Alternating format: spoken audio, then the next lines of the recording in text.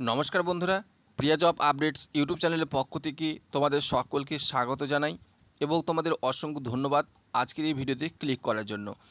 তো প্রথমেই তোমাদের জানাই স্বাগতম। তো বন্ধুরা, ওয়েস্ট বেঙ্গল পাবলিক সার্ভিস কমিশনের আন্ডারে 2024 সালে যে ফুড এসআই নতুন নিয়োগের বিজ্ঞপ্তি প্রকাশ করা হয়েছিল 430টি শূন্য পদে এগেনস্টে, সেই 430টি শূন্য পদের এগেনস্টে যে নতুন নিয়োগ, তার নিয়োগের আজকের কেস আপডেট, যেটা আজকে কেসের হিয়ারিং ছিল। তো আজকে কেসে কি আপডেট উঠে আসলো এবং পরবর্তী শুনানি ডেট আদৌ দেওয়া হলো কি না, তারপরে তোমাদের এক্সাম হবে নাকি রেজাল্ট প্রকাশিত হবে, আজকের সবথেকে গুরুত্বপূর্ণ আপডেট শেয়ার করব আজকের এই শর্ট ভিডিওটির মাধ্যমে। তো অবশ্যই ভিডিওটি শুরু থেকে শেষ পর্যন্ত মনোযোগ সহকারে দেখার চেষ্টা করবে। তো ভিডিওটি শুরু করার পূর্বে তোমাদের কাছে ছোট্ট একটা রিকোয়েস্ট করব, তোমরা যারা আমার এই চ্যানেলে প্রথমবার ভিজিট করেছো অবশ্যই প্রিয়া জব আপডেটস ইউটিউব চ্যানেলটিকে সাবস্ক্রাইব করে পাশে থাকা বেল আইকনটি বাজিয়ে অল নোটিফিকেশন অপশনটি অন করে রাখবে এবং যারা অলরেডি চ্যানেলটিকে সাবস্ক্রাইব করে আমাদের এই পরিবারে যুক্ত রয়েছে তাদের সকলকে জানাই অসংখ্য ধন্যবাদ।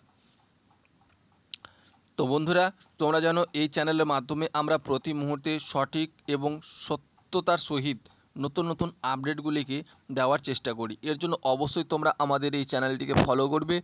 তো চলো বন্ধুরা, আর কথা না বাড়িয়ে আজকের এই মূল ভিডিওটি শুরু করা যাক। তো বন্ধুরা, ওয়েস্ট বেঙ্গল পাবলিক সার্ভিস কমিশনের আন্ডারে যে ফুড এসআই 2024-এর নতুন নিয়োগটি বেরিয়েছিল 430টি শূন্যপদের এগেনস্টে, সেটাতে কিন্তু দুর্নীতি হওয়ার জন্য একটা কেস করা হয় এবং সেই কেসটা কিন্তু হাইকোর্টে করা হয় এবং সাথে সাথে কিন্তু সিআইডিও লাগানো হয়। তো সিআইডি বেশ কিছু তদন্ত পেয়ে কিন্তু পিএসসির বিরোধিতা করে যে সমস্ত প্রার্থীরা কেস করেছিল তাদের সহায়তা হয়ে কিন্তু কেসটাতে লড়ছে।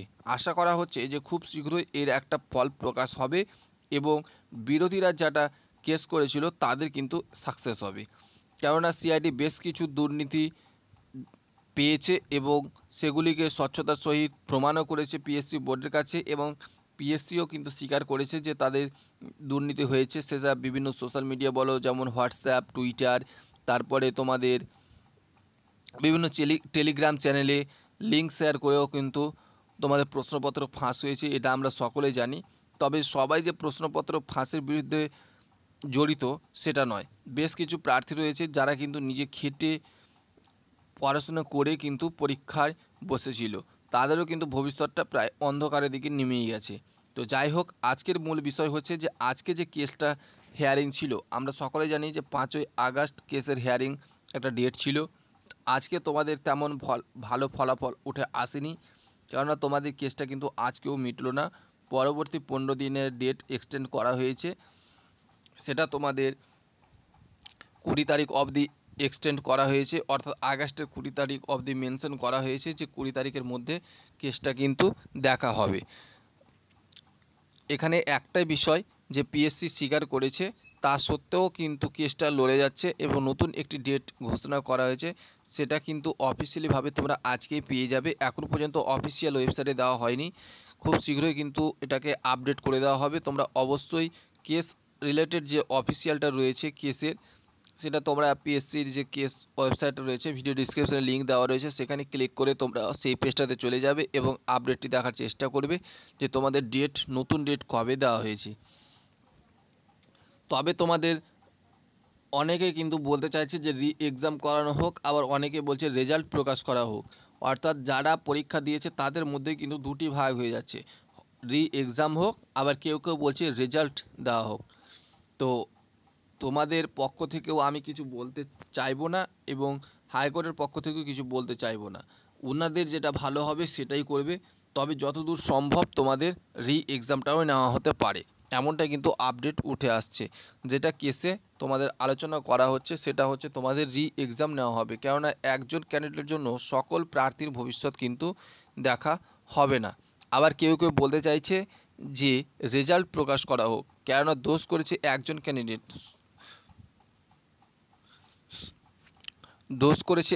ক্যান্ডিডেট, কিন্তু সেখানে সবাই কেন দোষীর সাজা হবে, এর জন্য রেজাল্ট প্রকাশ করা হোক। তো আমারও মতামত রয়েছে যে রেজাল্টটা দ্রুততার সহিত প্রকাশ করে দেওয়া হোক। রেজাল্ট প্রকাশ হয়ে গেলেই তোমাদের কিন্তু কেসটা মিটে গেলে রেজাল্টটা কিন্তু প্রকাশ করে দেওয়া হবে।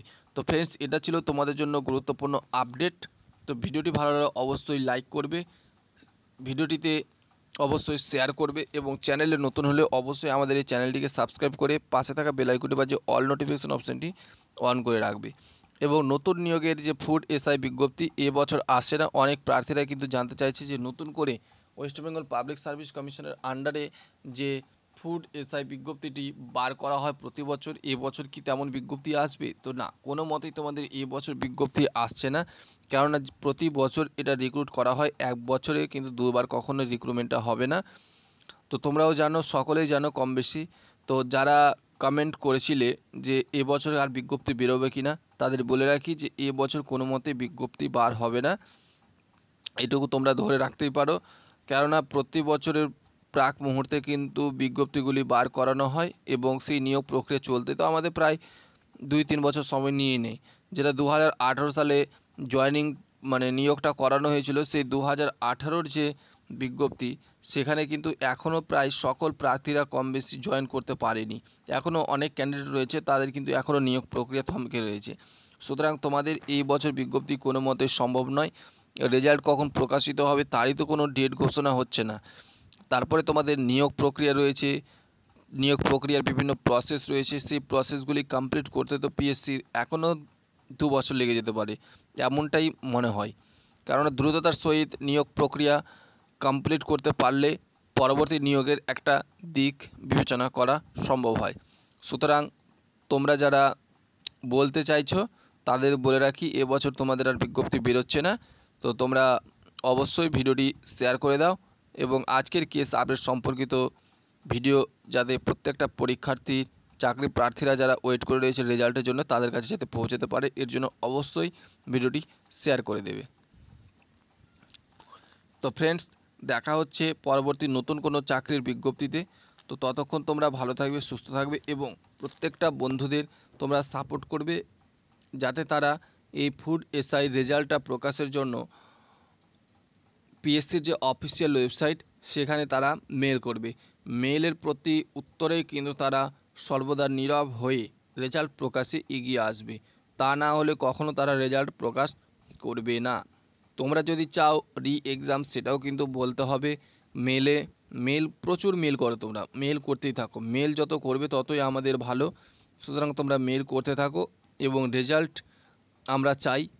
এর সাথে তোমরা আরও কিছু ভালো বক্তব্য তুলে ধরার চেষ্টা করবে যাতে পিএসসি একেবারে সত্যতার সহিত রেজাল্ট প্রকাশে এগিয়ে আসে, এটাই আমরা চাইব। তো এটাই ছিল তোমাদের জন্য গুরুত্বপূর্ণ আপডেট। তো দেখা হচ্ছে পরবর্তী ভিডিওর মাধ্যমে। ধন্যবাদ।